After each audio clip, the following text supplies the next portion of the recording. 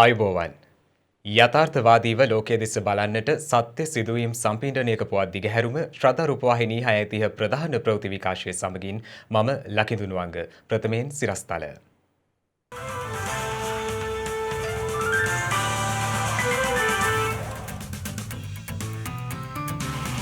මෙරට කොවිඩ් ආසාදිතයින් 40,000 ආසන්නයට අද දිනේත් වෛරස් ආසාදිතයින් 700කට අධික පිරිසක් සුවය ලබා පිටව යයි.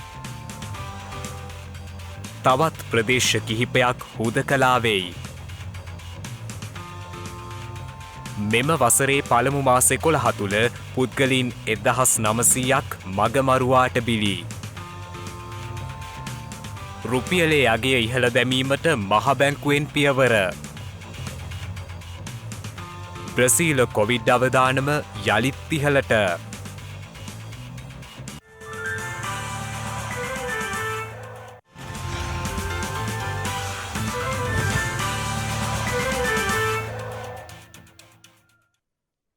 ඊයේ දිනයේදී තවත් කොවිඩ් ආසාදිතයින් 592 දෙනෙකු වාර්තා වීමත් සමග මෙරට සමස්ත කොවිඩ් ආසාදිතයින් සංඛ්‍යාව 39231ක් දක්වා ඉහළ ගියා. ඊයේ වැඩිම ආසාදිතයින් ප්‍රමාණයක් වාර්තා වී ඇත්තේ වැල්ලවත්ත ප්‍රදේශයෙන්.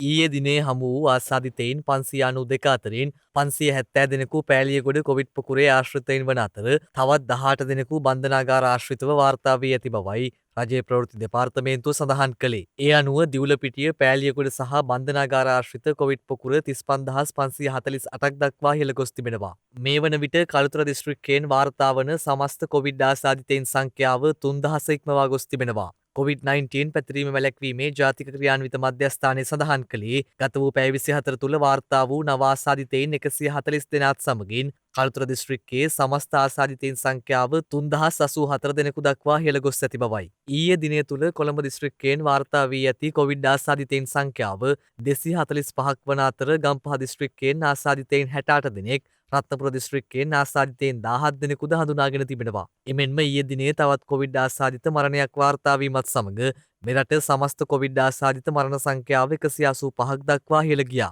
නිවේදනයක් නිකුත් කරමින් රජයේ ප්‍රවෘත්ති දෙපාර්තමේන්තුව සඳහන් කළේ එලෙස මියගොස් ඇත්තේ අගලවත්ත ප්‍රදේශයේ පදිංචිව සිටි 60 හැවිරිදි පිරිමි පුද්ගලයෙක් බවයි.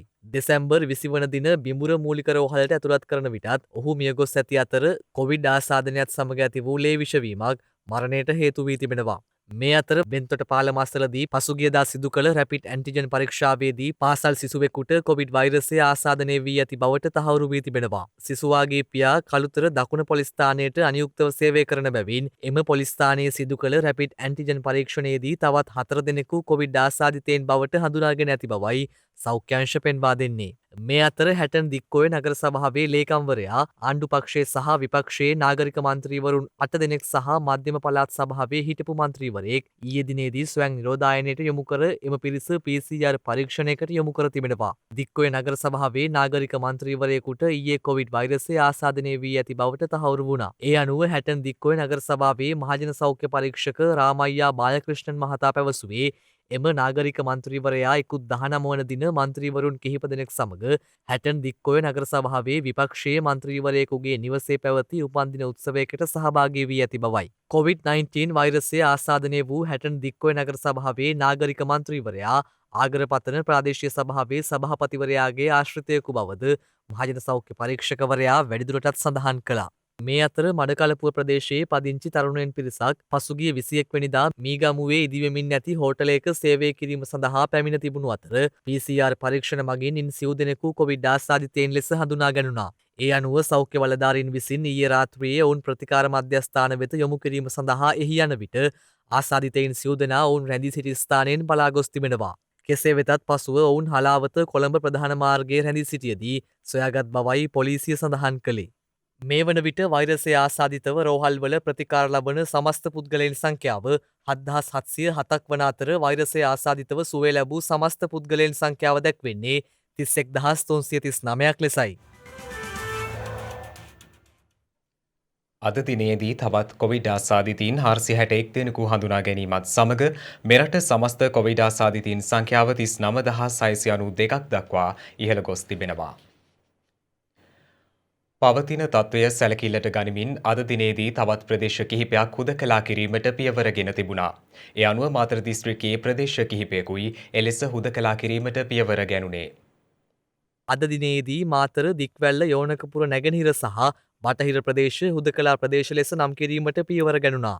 ඒ අනුව එම ප්‍රදේශ ආශ්‍රිතව කොවිඩ් ආසාදිතයින් වැඩි වශයෙන් වාර්තා වීම හේතුවෙන් මෙම තීරණයට එළඹ ඇති බවයි COVID-19 පැතිරීම වැළැක්වීමේ ජාතික ක්‍රියාන්විත මධ්‍යස්ථානය සඳහන් කළේ. මේ අතර හුදකලා කර ඇති ප්‍රදේශවල ජීවත් වන ජනතාව එම ප්‍රදේශවලින් පිටතට නොයා එම ප්‍රදේශ තුළම රැඳී සිටිය යුතු බව පොලිස් මාධ්‍ය ප්‍රකාශක නියෝජ්‍ය පොලිස්පති අජිත් රෝහණ මහතා පවසනවා.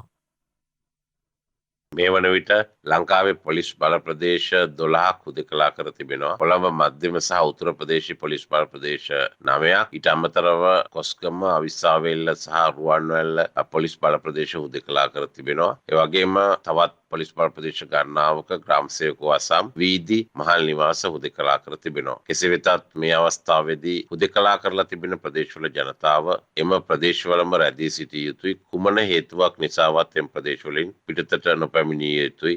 කෙසේ වෙතත් හුදකලා කරන ලද ප්‍රදේශ හරහා ප්‍රධාන මාර්ග වැටී තිබෙනවා නම් එම මාර්ගවල ගමන් කිරීමට මෝටර රථවලට හැකියාවක් තිබෙනවා. නමුත් අදාළ මාර්ගයේ නවතා යම් කෙනෙක් නංවා ගැනීම හෝ බැස්සවීම සිදු කර නොහැකි. එසේ සිදු කළහොත් එය වරදක් වෙනවා. එමෙන්ම අද දිනේත් රථවාහන මෙහෙයුම් ක්‍රියාත්මක වෙනවා. රථවාහන රාජකාරී භාර නිලධාරීන් 9000ක් පමණ පැය 24 පුරා රාජකාරී යොදවා තිබෙනවා. විශේෂයෙන්ම මාර්ග නීති උල්ලංඝනය කරන බීමත් රියදුරන්, අපරීක්ෂාකාරී සහ නොසලකිලිමත් රියදාවනය කරන රියදුරන් අත්අඩංගුවට ගැනීම සඳහා. මේ අතර ජනවාරි 15 වෙනිදා සිට ක්‍රියාත්මක කිරීමට නියමිතව තිබූ පොලිස් නිලධාරීන්ගේ වාර්ෂික ස්ථාන මාරුවීම් කල් දමා ඇති බවයි පොලිස් මාධ්‍ය ප්‍රකාශක නියෝජ්‍ය පොලිස්පති අජිත් රෝහණ මහතා වැඩිදුරටත් සඳහන් කළේ. එමෙන්ම ජනවාරි 15 වෙනිදා සිට ක්‍රියාත්මක කිරීමට නියමිතව තිබූ පොලිස් නිලධාරීන්ගේ වාර්ෂික ස්ථාන මාරු නැවත මාර්තු 15 වෙනි දින දක්වා කල් තබා තිබෙනවා. පොලිස්පතිතුමා විසින් ඊයේ විශේෂ නිවේදනයක් නිකුත් කර තිබෙනවා ඒ සම්බන්ධයෙන්. ඒ අනුව එම ස්ථාන මාරුවීම් ක්‍රියාත්මක වන්නේ මාර්තු 15 දින සිටයි. මේට හේතුව කොවිඩ් වසංගතය නිසා විශේෂයෙන්ම කොවිඩ් අවදානමක් තිබෙන බැවින් ඒ සියල්ල සලකා බලා පොලිස් නිලධාරීන්ගේ ස්ථාන මාරුවීම් ජනවාරි 15 දිනට තිබූ ස්ථාන මාරුවීම් මාර්තු 15 දින දක්වා දීර්ඝ කර තිබෙනවා. මේ වන විට බ්‍රිතාන්‍ය පුරා පැතිර යන COVID-9 වෛරස් ප්‍රභේදය හේතුවෙන් මෙරටට ඉන් කිසිදු බලපෑමක් සිදු නොවන බව ශ්‍රී ජයවර්ධනපුර විශ්වවිද්‍යාලයේ ආසාත්මිකතා ප්‍රතිශක්ති විද්‍යායකගේ අධ්‍යක්ෂ ආචාර්ය චන්දිම ජීවන්තර මහතා පවසනවා. බ්‍රිතාන්‍ය තුළ මෙම වෛරසය ව්‍යාප්ත වීමට හේතු වී ඇත්තේ ජනතාව නිසි පරිදි සෞඛ්‍ය උපදෙස් අනුගමනය නොකිරීම බවයි ඒ මහතා වැඩිදුරටත් සඳහන් කළේ. ඒ අනුව කොවිඩ් වෛරසයේ සිදුවන වෙනස්වීම හඳුනා ගැනීමට ඊට අදාළ පරීක්ෂණ කටයුතු මේ වන විටත් ක්‍රියාත්මක වන බවයි ජයවර්ධනපුර විශ්වවිද්‍යාලීය ආසාත්මිකතා ප්‍රතිශක්ති විද්‍යා සෛල ජෛව විද්‍යායකගේ අධ්‍යක්ෂ වෛද්‍ය චන්දිම ජීවන්තර මහතා සඳහන් කළේ.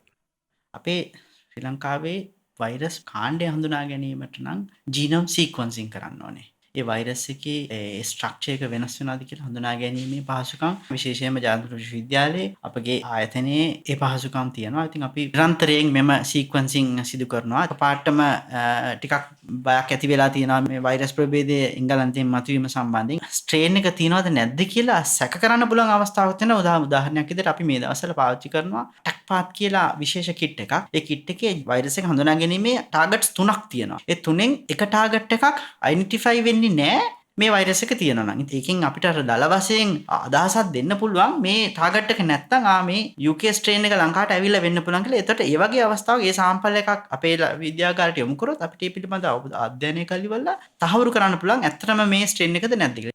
එසේම මෙරට පවතින PCR යන්ත්‍ර මගින් එංගලන්තයේ මෙවන විට පවතින නව කොවිඩ් වෛරස් ප්‍රභේදය හඳුනා ගැනීමට හැකියාව පවතින බැවින් ජනතාව අනිසිබියක් ඇති කර නොගත යුතු බවද අධ්‍යක්ෂකවරයා සඳහන් කළා.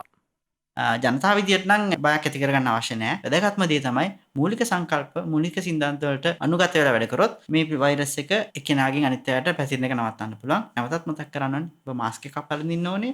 නියම සමාජ දුරස්ථතාවය පවත්වා ගැනීම, සේදීම ඉතා වැදගත් මේ වෛරස් එකෙන් බෝවීම නවත්ත ගන්න.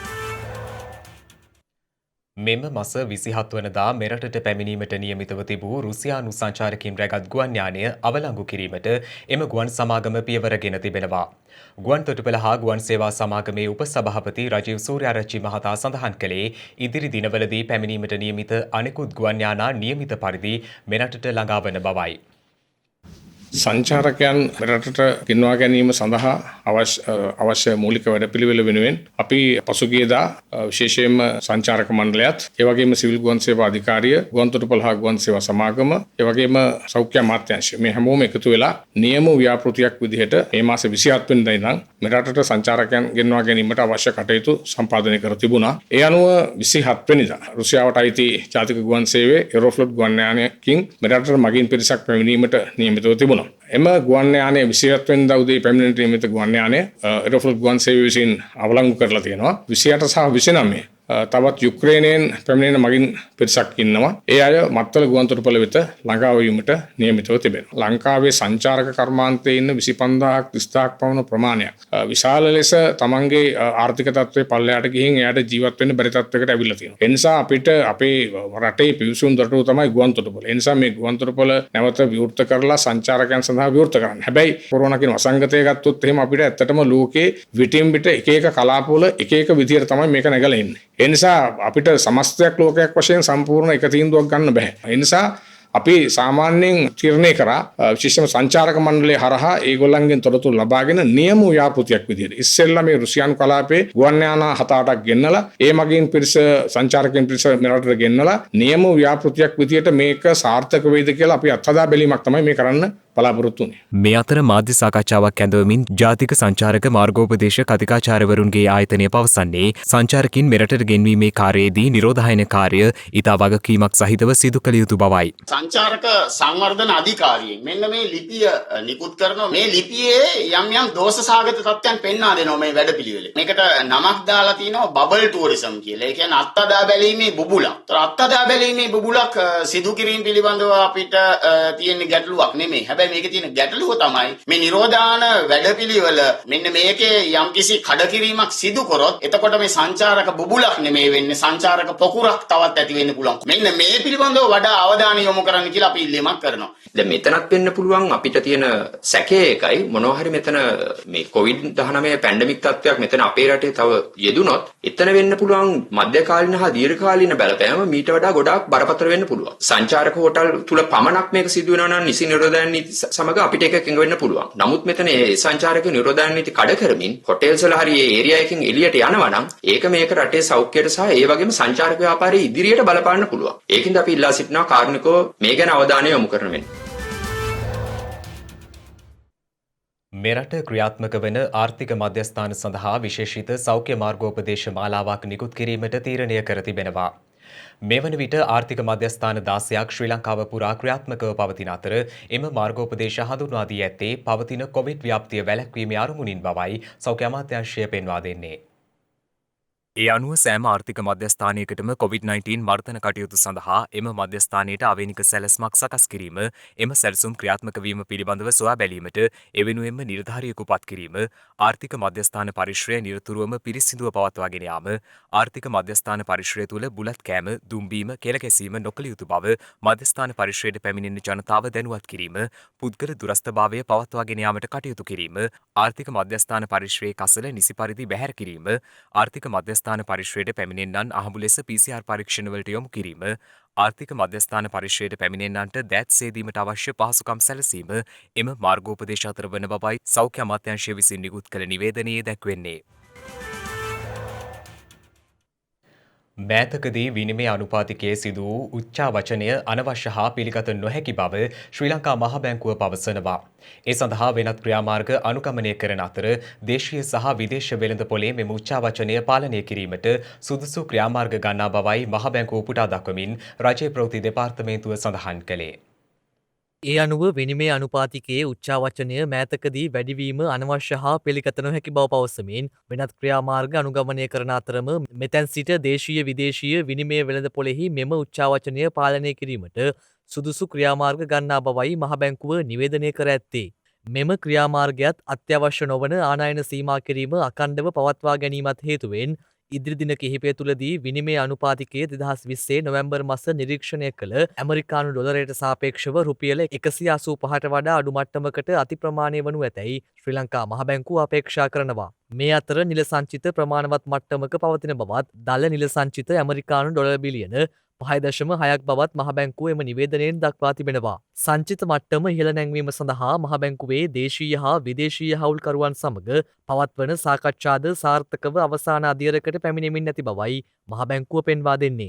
මෙම අපේක්ෂිත ලැබීම් සහ දේශීය නිෂ්පාදන ආර්ථිකයේ අඛණ්ඩ වර්ධනයන් විදේශ විනිමය ලැබීම් ඉහළ යාමට හේතු වන බවත් එමගින් ඉදිරි කාලයේදී විනිමය අනුපාතිකයේ ස්ථාවරභාවය පවත්වා ගැනීමට මෙන්ම ශ්‍රී ලංකාවේ ණය වගකීම් නියමිත පරිදි පියවීම සඳහාද උපකාර වනු ඇති බවයි මහ බැංකුව වැඩිදුරටත් සඳහන් කරන්නේ. බාධක සහ අභියෝග මැද ගෙවී ගිය වසර තුළ ජාතික ප්‍රතිපත්ති සමූහයකට ශක්තිමත් අඩිතාලමක් දැමීමට ජනාධිපති ගෝඨාභය රාජපක්ෂ මහතා සමත් වූ බව බෞද්ධ උපදේශක සභාව පවසනවා. ඊයේ දිනේදී ජනාධිපතිවරයාගේ ප්‍රධානත්වයෙන් 7 වන බෞද්ධ උපදේශක සභාව රැස් වූ අවස්ථාවේදී එම උපදේශක සභාව මේ බව සඳහන් කර ඇත්තේ. ඒ අනුව ජනාධිපති මාධ්‍යංශය සඳහන් කළේ රටේ අතිවිශාල ජනතාවගේ බලාපොරොත්තු වූයේ ජාතික චින්තනයක් මත පදනම්ව තීන්දුව తీරන ගන්නා නායකත්වයක් බව එම උපදේශක සභාව සඳහන් කර ඇති බවයි. රැකියා තාන්නමාන්න වරප්‍රසාද වැනි පටු අභිමතාර්ථ ජනාධිපති ගෝඨාභය රාජපක්ෂ මහතාගෙන් ජනතාව අපේක්ෂා නොකළ අතර එවැන්නකගේ සහාය ජනාධිපතිවරණයට පෙර සිටම ජනාධිපතිවරයා බලාපොරොත්තු නොවූ බව මහා සංඝරත්නය එහිදී ප්‍රකාශ කර තිබෙනවා. ජාතික අධ්‍යාපන ප්‍රතිපත්තියක් ජාතික උරුමයන් සුරකින වැඩපිළිවෙලක් සහ නව අනුක්‍රම ව්‍යවස්ථාවක් ඇතුළු රටේ ගමන් මඟ වෙනස් කරන ක්‍රියාපිළිවෙතකට කොවිඩ් වසංගතය ඇතුළු බාධක රැසක් මැද අඩිතාලම දැමීමට හැකිවීම පිළිබඳව මහා සංඝරත්නය ජනාධිපතිවරයාට ප්‍රසාදය පළ කළ බවයි එම මාධ්‍යංශය පවසන්නේ. සංඝරත්නය අපේක්ෂා කළ බෞද්ධ අනන්‍යතාවට මුල් තැන දෙමින් සෙසු ආගමික සහජීවනයට සමාජ පරිසරය සැකසීම ගත වූ කාලය තුළ ජනතාව ලැබූ තවත් ජයග්‍රහණයක් බවද මහා සංඝරත්නය එහිදී පෙන්වා දී තිබෙනවා. එම තත්ත්වය තවදුරටත් ඉදිරියට ගෙන යාම සඳහා සියලු ආගමික නායකයන්ගෙන් සැදුම්ලත් කමිටුවක අවශ්‍යතාවය එහිදීද පෙන්වා දී ඇති බවයි ජනාධිපති මාධ්‍යංශය වැඩිදුරටත් සඳහන් කළේ. පසුගිය කාල සීමාවේදී මෙරට තුළ සිදු වූ රියානතුරු සංඛ්‍යාව ක්‍රමයෙන් ඉහළාගයක් ගෙන තිබෙනවා.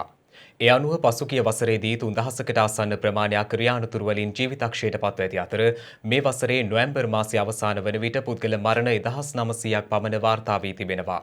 ඒ හේතුවෙන් මහමග ගමන් ගන්නා විට පරීක්ෂාකාරීව ගමන් කිරීම සැමගේ වගකීමක් වනු ඇති. එදිනෙදා ජීවිතයේදී විවිධ ගමන් බිමන් යෑම සඳහා යොදාගන්නා රියදාවනිය මේ වන විට මහමග යුද්ධයක් බවට පත්ව තිබෙනවා.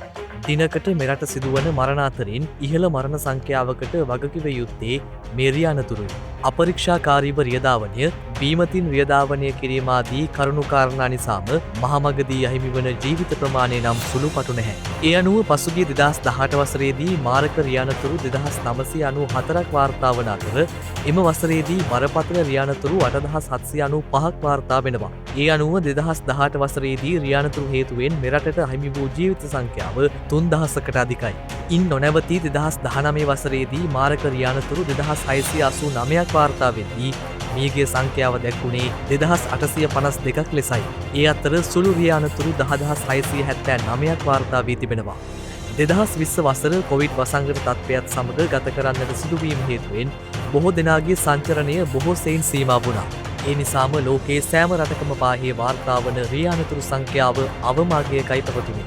කෙසේ වෙතත් නොවැම්බර් මාසයේ අවසාන වෙද්දී රියානතුරු පිළිබඳ වැරදි ලක්ෂ 20කට වැඩි ප්‍රමාණයක් වාර්තා වී තිබෙනවා. ගත වූ වසර දෙක තුළදීම වැඩිම රියානතුරු සංඛ්‍යාවක් බස්නාහිර පළාත ආශ්‍රිතව වාර්තා වන අතර මේ වසරේදී පමණක් රියානතුරු හේතුවෙන් එම පළාතෙන් වාර්තා වන මරණ සංඛ්‍යාව 488යි. යතුරු පැදි ධාවනයෙන් සිදු වූ රියානතුරු පසුගිය වසර දිත්වයේම වැඩි වශයෙන් වාර්තා වී ඇති අතර ලොරි ත්‍රීවිල් කාර් සහ වෑන් ධාවනයේදී සිදු වූ අනතුරු සංඛ්‍යාවද ඉහළ අගයකයි පවතින්නේ. 2014 වසරේ සිට සංසන්දනාත්මකව බලන විට 2017 සහ 2018 වර්ෂයන්හිදී මාරක රියානතුරු වලින් මියගිය සංඛ්‍යාව ක්‍රමයෙන් ඉහළ අගයක් ගන්නා අතර 2019 වර්ෂයේදී එය තරමක් දුරට අඩු අගයකයි පවතින්නේ. කෙසේ වෙතත් මහමග ගමන් කිරීමේදී නිසි විනයක් සහිතව ගමන් කිරීම සෑම දෙනෙකුගෙන්ම ඉටුවන කාර්යයක් නම් මහමග අනතුරු අවම කර ගැනීම අපහසු කාර්යයක් නොවනු ඇති. අපේ රටේ රියානතුරු දත්ත පරීක්ෂා කිරීමේදී පසුගිය අවුරුදු 20ක කාලයක් තුළ වැඩිම රියානතුරු සංඛ්‍යාවක් වාර්තා වී තිබෙන්නේ දෙසැම්බර් 20 ජනවාරි 5 අතර කාලේ. මහා මාර්ගයේ ගමන් කරන බොහෝ දෙනෙක් මේ කාලය තුල සුපරීක්ෂාවෙන් ගමන් කරනවා. නමුත් සමහරෙක් එසේ ගමන් කරන්නේ නැහැ. එහි ප්‍රතිඵලයක් හැටියට මාර්ග අනතුරු රියානතුරු වාර්තා වෙනවා. රියානතුරු වල වැඩිපුර විඳිතිය බවට පත් වෙන්නේ කුඩා වාහනවල ගමන් කරන අය, ඒ වගේම පාරේ පයින් ගමන් කරන පදිකී. මේ නිසා මේ තත්ත්වය අවබෝධ කරගෙන කටයුතු කරන්න පොලිස් රථවාහන මූලස්ථානය රථවාහන නිලධාරීන් යොදවලා 20 වෙනි දින විශේෂ මෙහෙයුමක් ආරම්භ කළා. 9000ක පොලිස් නිලධාරීන් අපි යොදවලා තියෙනවා. නිරන්තරයෙන් මේ මෙහෙයුම ජනවාරි මාස 5 වෙනි දින දක්වා ක්‍රියාත්මක වෙනවා. විශේෂයෙන්ම පොලිසිය මේ දිනවල රථවාහන නීතිය ඉතා දැඩිව ක්‍රියාත්මක කරන්නේ මහ ජනතාවගේ සුරක්ෂිතභාවය, මාර්ග ආරක්ෂාව, ඔබේ ආරක්ෂාව තහවුරු කිරීම සඳහා. එළඹෙන උදුවප්පුර පසළොස්වක පොහොය දින උතුම් ශ්‍රීපාද පත්මයට පූජා කිරීම සඳහා පළාත් 9ක් පුරා වැඩම කරවන සුවතරණී මුනිසිරිපා වන්දනා ඖෂධ මංජුසාව අද වයඹ පළාත වෙත වැඩම කරවනු ලැබුවා. අතීතයේ සිට පැවතෙන චාරිත්‍රවලට ගරු කරමින් එළඹෙන උදුවප්පුර පසළොස්වක පොහොය දිනේදී ශ්‍රීපාද පත්මයට පූජා කිරීම සඳහා පළාත් 9ක් පුරා මෙම සුවධරණී මුනිසිරිපා වන්දනා ඖෂධ මංජුසාව වැඩම කරවනු ලබනවා. එයට මහනුවර ශ්‍රීනාථ දේවාල විහාරස්ථානයේදී පුද පූජා පැවැත්වීම සිදු කරනු ලැබුවා.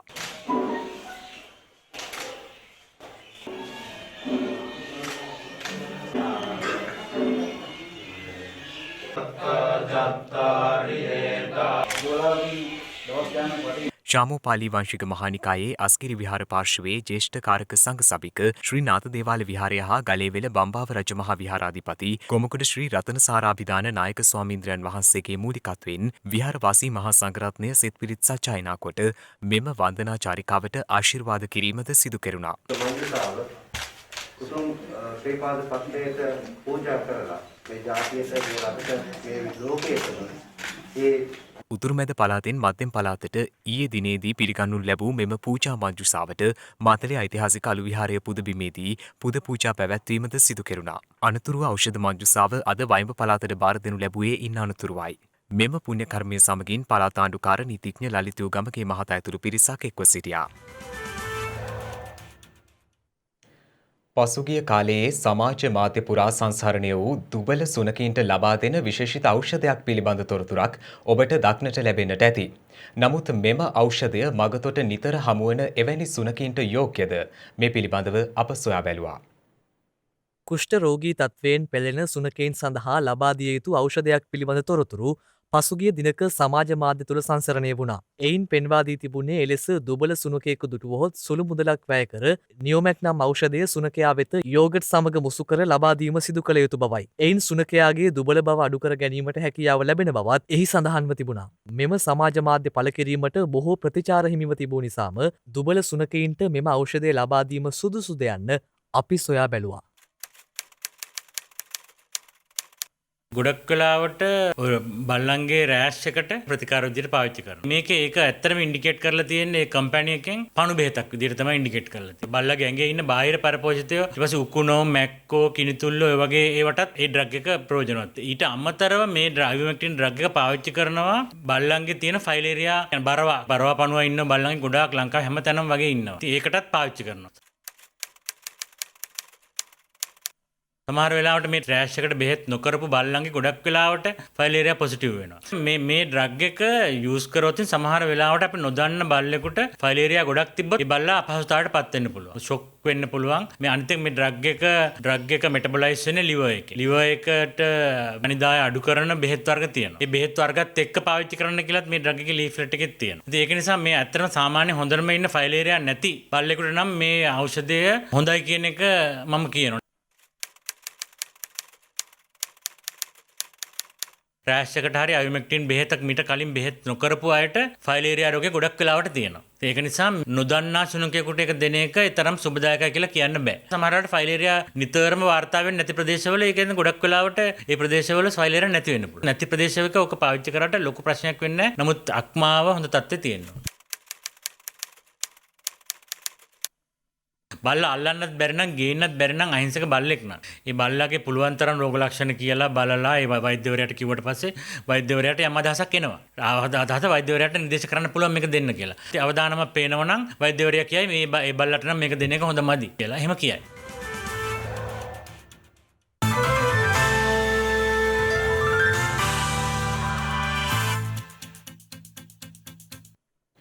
අවධානය විදෙස් පුවත් වෙත. කොවිඩ් හේතුවෙන් ලොව තෙවනුවට වැඩිම බලපෑමකට ලක්ව ඇති බ්‍රසීලයේ කොවිඩ් ආසාදිතයින් සහ මරණ සංඛ්‍යාව නැවත වරක් ඉහළ යමින් පවතින බව විදෙස් මාධ්‍ය වාර්තා කරනවා. බ්‍රසීල මාධ්‍ය වාර්තා කළේ ගත වූ පැය 24 තුළදී බ්‍රසීලයෙන් කොවිඩ් මරණ 768ක් වාර්තා වී ඇති බවයි. ඒ අනුව එරටින් වාර්තා වන සමස්ත මරණ සංඛ්‍යාව 1,90,32ක්. එමෙන්ම ගත වූ පැය 24 තුළ බ්‍රසීලයෙන් නවාසාදිතයින් 58,916ක් වාර්තා වී තිබෙනවා. මේ වන විට බ්‍රසීලයෙන් වාර්තා වන සමස්ත කොවිඩ් ආසාදිතයින් සංඛ්‍යාව 74,25,593ක් ලෙසයි දැක්වෙන්නේ. මේ අතර දෛනික කොවිඩ් ආසාදිතයින්ගේ වාර්තාගත ලෙස වර්ධනය වීම හේතුවෙන් ඇමරිකාවේ රෝහල්ගත කිරීම ඉහළ ගොස් තිබෙනවා. එරට සෞඛ්‍ය අංශ පෙන්වා දෙන්නේ ඒ හේතුවෙන් එරට රෝහල්හි කාර්ය මණ්ඩලය දැඩි අපහසුතාවයන්ට ලක්ව ඇති බවයි. ඇමරිකා එක්සත් ජනපදයේ ගත වූ පැය 24 තුළ නවාසාදිතයින් 1,93,30ක් වාර්තා වී ඇති අතර මේ වන විට ඇමරිකාවේ වාර්තා වන සමස්ත ආසාදිතයින් සංඛ්‍යාව 1,91,1326ක් ලෙසයි දැක්වෙන්නේ. එමෙන්ම ගත වූ පැය 24 තුළ ඇමරිකාවෙන් නව මරණ 2,832ක් වාර්තා වී තිබෙනවා. ඒ සමගම මේ වන විට ඇමරිකාවේ සමස්ත මරණ සංඛ්‍යාව දැක්වෙන්නේ 3,37,066ක් ලෙසයි. මේ අතර ෆයිසර් බයෝඑන්ටෙක් එන්නතට අනුමැතිය ලබා දුන් නවතම රට බවට ප්‍රංශය පත්ව තිබෙනවා. ඒ අනුව වයස අවුරුදු 16ට වැඩි ප්‍රංශවැසියන් වෙත එන්නත ලබා දීමට එරට රජය කටයුතු කරන බවයි විදෙස් මාධ්‍ය වාර්තා කළේ. එමෙන්ම පසුගියදා කොවිඩ් ආසාදිත බවට තහවුරු වූ එරට ජනාධිපති එමානුවල් මැක්‍රෝන් ස්වයං නිරෝධායන කාලය අවසන් කර ඇති බව විදෙස් මාධ්‍ය වාර්තා කරනවා. 42 වරදී ප්‍රංශ ජනාධිපති එමානුවල් මැක්‍රෝන් හට පසුගියදා කොවිඩ් වෛරසය ආසාදනය වී ඇති බවට තහවුරු වූ අතර ඒත් සමග ජනාධිපතිවරයා ඔහුගේ නිල නිවසේ නිරෝධායනයට ලක් කර ඇති බවයි එරට මාධ්‍ය වාර්තා කළේ. තවදුරටත් ඔහුගෙන් රෝග ලක්ෂණ දක්නට නොලැබෙන හේයින් ඔහු ස්වයං නිරෝධායන කාලය අවසන් කර තිබෙනවා. මේ වන විට ප්‍රංශයෙන් කොවිඩ් ආසාදිතයින් 25,27,509කට වැඩි ප්‍රමාණයක් වාර්තා වී ඇති අතර සිදු ඇති මරණ සංඛ්‍යාව 62,268ක්. මේ අතර තායිවානයේ ගුවන් සමාගම වෙනුවෙන් සේවය කළ නවසීලන්ත ජාතික ගුවන් නියමුවෙකුගේ සේවය අත්හිටුවීමට එම ගුවන් සමාගම කටයුතු කර තිබෙනවා. ඒ මාස ගණනකට පසු එරටින් කොවිඩ් ආසාදිතයෙක් හමුවීමෙන් පසුවයි. කොවිඩ් වෛරසය නැවතත් තායිවානයට ගෙනා පුද්ගලයා ලෙස ඔහුට චෝදනා එල්ල වී ඇති බවයි විදෙස් මාධ්‍ය වාර්තා කළේ. පසුගිය අඟහරුවාදා එම ගුවන් නියමුවාගේ ආශ්‍රිතයෙක් කොවිඩ් ආසාදිතයෙක් ලෙස හඳුනා ගැනුණු අතර එසේ තායිවානයෙන් කොවිඩ් ආසාදිතයෙක් හමු වූයේ දින 253කට පසුවයි. මෙම ගුවන් නියමුවාට දෙසැම්බර් මාස මුලදී කොවිඩ් වෛරසය වැළඳී ඇති නමුත් ඔහුට රෝග ලක්ෂණ මතුවී නැහැ.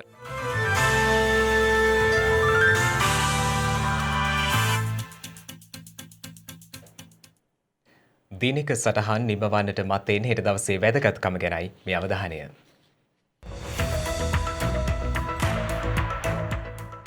හෙට දෙසැම්බර් මස 26 වනදා දහස් සංඛ්‍යාත ශ්‍රී ලාංකිකයින්ගේ ජීවිත හා දේපල අහිමි කරමින් ශ්‍රී ලංකාවට කිලෝමීටර් 1600ක් ඈතින් දරුණු භූකම්පාවක් හේතුවෙන් හටගත් දරුණු සුනාමි ව්‍යසනය සිදු වූයේ 2004 වසරේ දෙසැම්බර් මාස 26 වන දිනයි. එහිදී පුද්ගලයන් 35000ක් පමණ මිය ගොස් තවත් 5000ක් පමණ අතුරුදන් වී තිබෙනවා. 19 වන සියවසේ මෙරට බිහි වූ විශිෂ්ට විද්වතෙකු මෙන්ම පුරාවිද්‍යා කොමසාරිස් පදවියට පත් ප්‍රථම ශ්‍රී ලාංකිකයා වන මහාචාර්ය සෙනරත් පරණවිතාන මහතා උපත ලබා ඇත්තේ 1896 දෙසැම්බර් මාස 26 වන දිනයි. ප්‍රංශ ජාතික විද්‍යාඥවරයක් වන මාරි කියුරි විසින් රේඩියම් සොයාගෙන ඇත්තේ 1898 දෙසැම්බර් මාස 26 වන දිනයි.